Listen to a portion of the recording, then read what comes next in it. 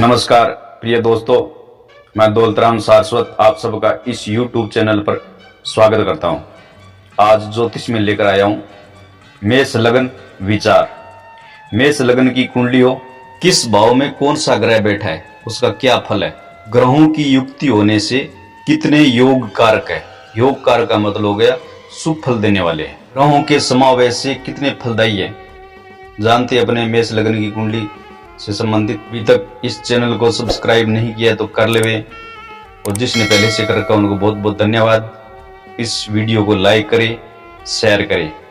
यदि किसी व्यक्ति का मेष लगन हो और चतुर्थेश तथा पंचमेश का संबंध हो तो राजयोग कारक है। चतुर्थ का स्वामी चंद्रमा और पंचम भाव का स्वामी सूर्य होने के कारण सूर्य और चंद्रमा का संबंध राजयोग कारक हो जाता है। यदि दोनों एक दूसरे से सप्तम में हो तो पूर्णिमा के आसपास चंद्रमा होने के कारण विशेष सुंदर योग हो जाता है, विशेष राजयोग हो जाता है। क्योंकि अमावस्या के करीब सूर्य चंद्रमा एक राशि में होने से क्षीण होने के कारण चंद्रमा बलवान नहीं होता है। एक मत और है, ज्योतिष ग्रंथ का मत है कि चाहे कोई भी लग्न हो, यदि सूर्य चंद्रमा दोनों सिंह राशि में हो या दोनों कर्क राशि में हो या सूर्य कर्क में हो चंद्रमा सिंह में हो तो मनुष्य का शरीर कृश होता है, दृढ़ होता है। अगर इन पर पाप ग्रहों की दृष्टि हो जाए, कुयोग हो जाए तो यक्षमा भी हो सकता है। मेष लगन की कुंडली में दूसरे और सातवें घर का मालिक शुक्र होने के कारण मारक हो जाता है। किंतु सदैव ये नहीं समझ लेना चाहिए कि शुक्र मारक ही है। पहले ये निश्चय कर लेना चाहिए कि जातक की आयु अल्प है या मध्य है या दीर्घ है। जिस आयु में मारक संभावना हो उस आयु में शुक्र की महादशा में शनि की अंतर्दशा का अन्य पापी ग्रह की अंतर्दशा मारक हो सकती है। जहां जहां मारक का प्रसंग आवे वहां ये अवश्य विचार कर लेना चाहिए कि जातक की आयु अल्प है या मध्य है या दीर्घ है। मेष लग्न वाले व्यक्ति की कुंडली में बृहस्पति 9वें और 12वें घर का मालिक होता है। यदि ऐसा बृहस्पति 10वें भाव में हो तो मारक हो सकता है। मेष लग्न हो और यदि शनि और बृहस्पति का योग हो तो केवल इस योग मात्र से राजयोग नहीं होता है। यहाँ कहना यह है कि शनि 10वें होता है और बृहस्पति 9वें होता है। दोनों के स्वामियों का योग प्रबल राजयोग माना गया है। तब शनि और बृहस्पति का योग क्यों नहीं बहुत अच्छा माना गया? इसका कारण यह है, शनि 10वें साथ साथ 11वें का भी है मालिक है और बृहस्पति 9वें के साथ साथ 12वें का भी मालिक है। इस कारण 9मेष 10मेष के योग में एकादशेश और द्वादशे का योग हो जाने से उत्कृष्टता आ जाती है। मेष लग्न वालों को चेचक, फोड़े, फुंसी, घाव, चोट, शस्त्र से आघात आदि का भय रहता है। मेष का स्वामी मंगल है, इस कारण उपर्युक्त का भय रहता है। मेष लग्न की कुंडली में यदि मंगल छठे या 8वें घर के मालिक के साथ हो तो उसकी महादशा में या अंतरदशा में सिर में चोट लगने से या ब्लड प्रेशर या सिर के अन्य रोग से मृत्यु हो सकती है। मृत्यु का अभिप्राय है मृत्यु जैसी पीड़ा। मेष लग्न की कुंडली के दूसरे भाव का स्वामी शुक्र 12वें घर में हो तो शुभ होता है। इसका कारण यह है कि मेष लग्न की कुंडली में द्वादश में शुक्र उच्च राशि का हो जाता है। इसके अतिरिक्त 12वां घर शयन, सुख, भोग आदि का है। यहाँ स्थित होने से शुक्र को विशेष प्रसन्नता होती है और विशेष भोग प्रदान करता है। इस कारण मेष लग्न की कुंडली में द्वादश में स्थित शुक्र अच्छा माना गया है। किंतु यह साधारण नियम का अपवाद है। साधारण नियम यह है कि धन स्थान का मालिक 12वें भाव में खर्च भाव में जाने से धन का नाश करता है, वो भी शुक्र द्वादश में जाने से। और धन किस प्रकार से उसका जाता है, उसका धन किस प्रकार से नाश होता है, वो आप समझदार हो, जान भी जाओ।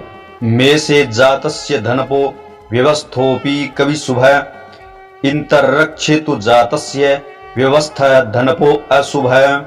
यदि मेष लग्न हो और मंगल और शुक्र का योग हो, अर्थात दोनों एक साथ हो, तो यह योग अच्छा भी है और खराब भी है।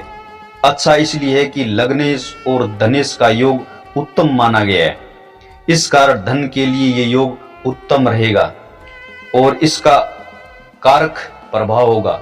किंतु साथ ही सप्तमेश और अष्टमेश का संबंध होने से इसका मारक फल भी होता है, पीड़ादायक फल भी होता है, क्योंकि शुक्र और मंगल की युक्ति अच्छी नहीं मानी जाती है।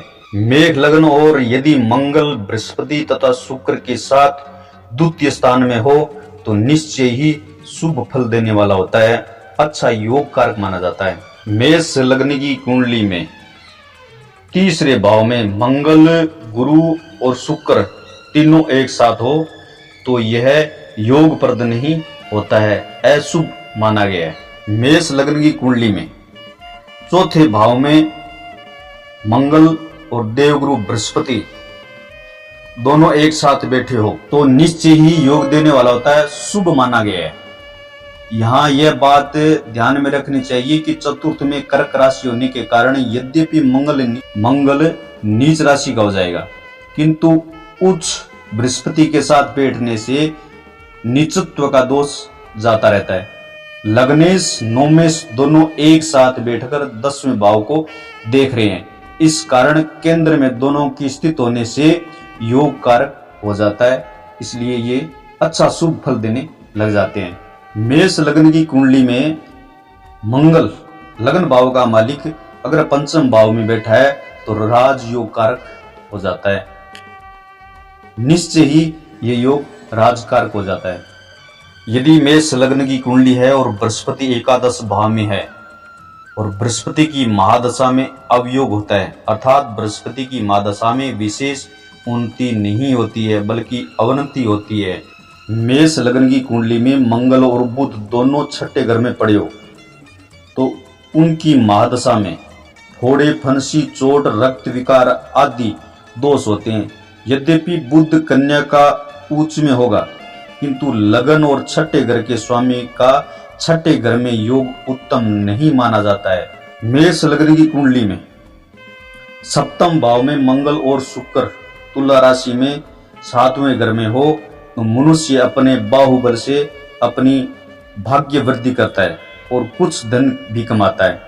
कहने का तात्पर्य यह है कि उत्तम योग है, परंतु बहुत अधिक धन दिलाने वाला योग नहीं है। इस लग्न की कुंडली लग्न भाव का मालिक अष्टम में हो तो योग प्रदान नहीं करता है।